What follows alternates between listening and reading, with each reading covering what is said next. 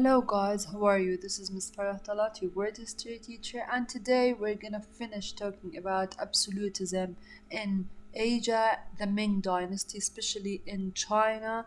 We're gonna talk now about the last thing, which is contact with Europe. We talked about the Ming Dynasty, we talked about Zhang He, we talked about the financial crisis that the Ming Dynasty entered because of the Forbidden City and how it became stronger. Sorry for that.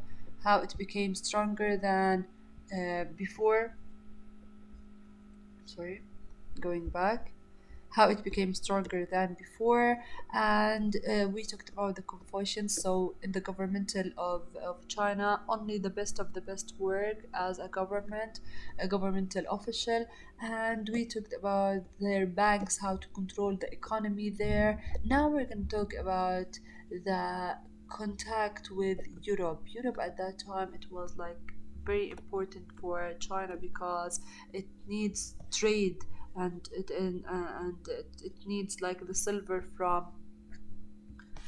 it needs the silver from the Americas, and it needs like people to buy to need to come and buy from China. Now, contact with Europe, guys, it was like this. Europe and the Ming Dynasty contact with Europe, especially at the time of late 1550s. What did start at that time? It was the movement of Jesuit missionaries. Jesuit missionaries, a group of missionaries, they came from Europe to the Ming Dynasty to spread Christianity.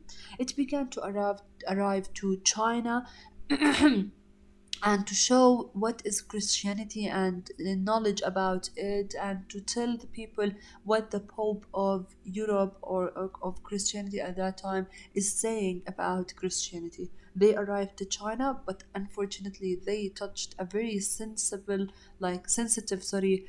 thing for the Chinese. The Chinese people, guys, they believe in what the age old what practice of ancestor worship. So they worshipped anyone who was like before them. So for example, I have my grandfather and he was a very great emperor.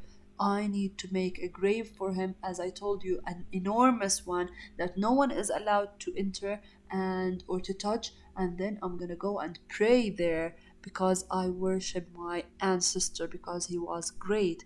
This, according to Christianity, it was not acceptable and forbidden. So the missionaries, when they arrived to China and saw that, they told the emperor that the Pope forbade the age-old practice of what ancestor worship. Of course, this is a very sensitive thing. How?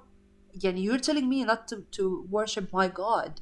It's like this. So the emperor did what? He kicked them out. He kicked the missionaries, the Jesuit missionaries, out from China, and he banned Christianity to enter his empire from that time. It's not allowed for Christianity or the Europeans to enter my land and to spread Christianity at that time. Of course, because he wanted the emperor at that time wanted to take care of trade, he only allowed some number of European countries to or partners to trade with him or with China. So if I asked you to justify China kicked the European out of China, yes, that the Chinese emperor kicked the European out of China because the Jesuit missionaries began to arrive to China, telling telling the emperor that the Pope forbade the age-old practice of the ancestor, and this was a very sensitive thing to the emperor, so he kicked them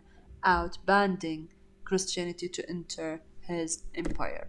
Now we're gonna talk about some point with the questions, guys. Now, the Portuguese, they were sailors that they were doing bad things when they arrived in China. Every time they arrive China, they do horrible things and horrifying things to the people, and appealing behaviors that it's so bad for the Chinese people. So each time the Chinese governmental caught them up or caught them and caught them ships, many times during months. So during months of their voyage. So the Chinese emperor, he's just said it's enough. I will not take this anymore. So the result of their behaviors and bad behaviors and horrifying the Chinese people, the result of that was that the Portuguese were removed from China and not allowed for them to enter China anymore. So, if I asked you justify Portugal was not one of the foreign countries that it's allowed to make trade with China because they were kept up many times on their ships for many months during their voyages because of the horrifying things that they did to the Chinese and because of the appalling behavior that they did it for the Chinese people. Now, still, yes, he forbade the Europeans, he forbade, like, he did not allow for the Portuguese to trade anymore with China, but he allowed some foreigners to trade with China, but with a very important point that yes, you as foreigners are allowed to trade to make trading with China, but you were isolated to a strict port in Canton.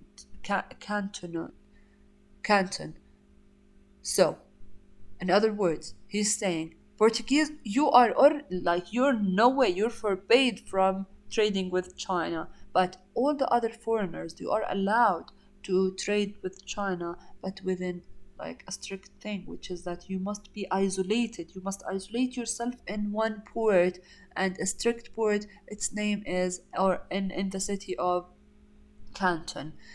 What about this, guys?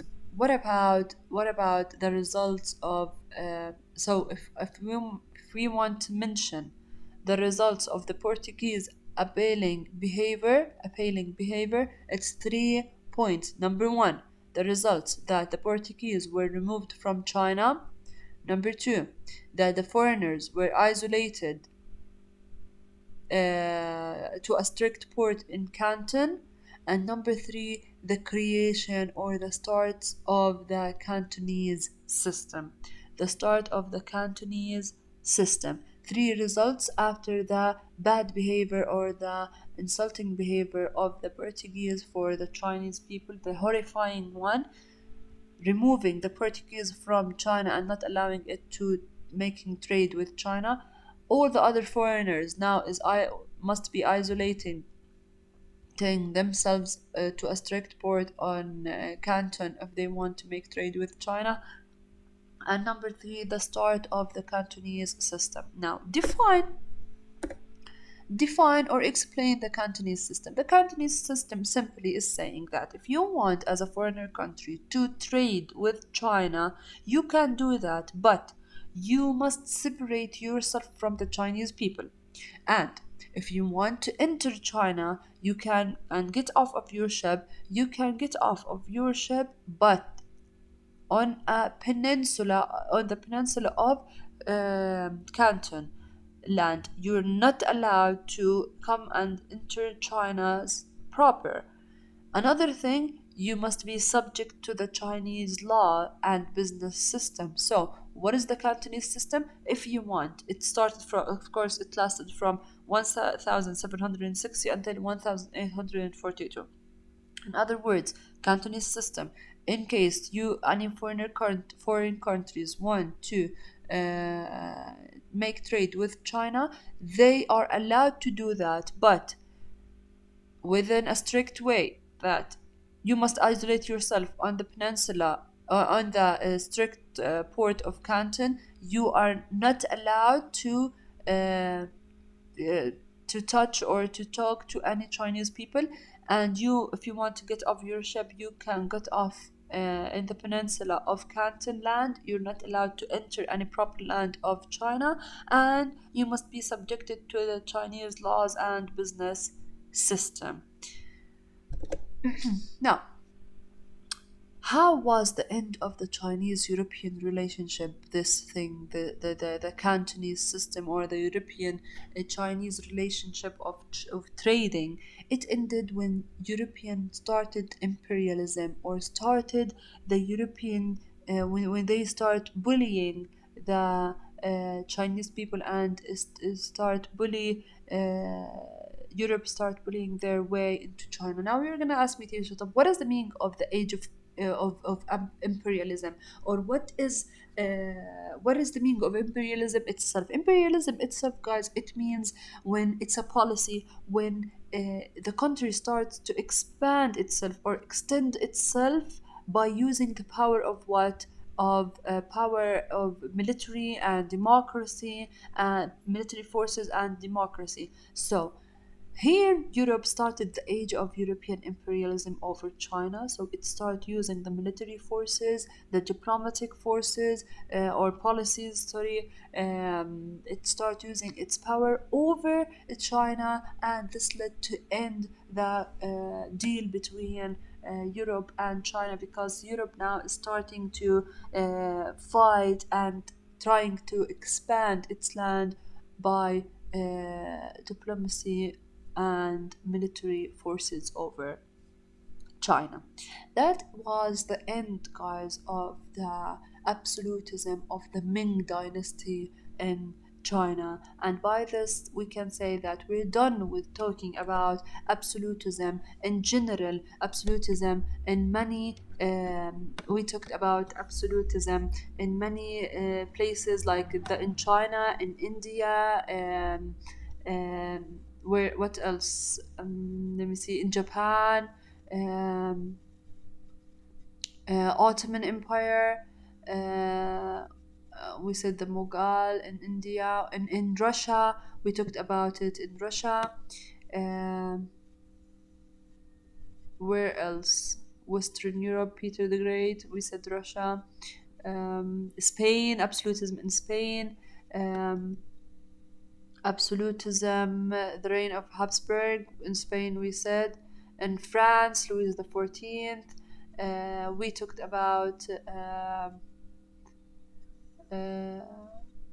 Europe, King Charles and King James, and so on, the English Civil War, the Stuart dynasty in England, the Tudor dynasty in England, and we said that changes in power, all of it started in Europe, it began in Europe, and all of that we're done. By saying this, we can say that we are done with the age of absolutism through many nations. In case you have any question, guys, you are so welcome to ask me. Thank you so much for this semester.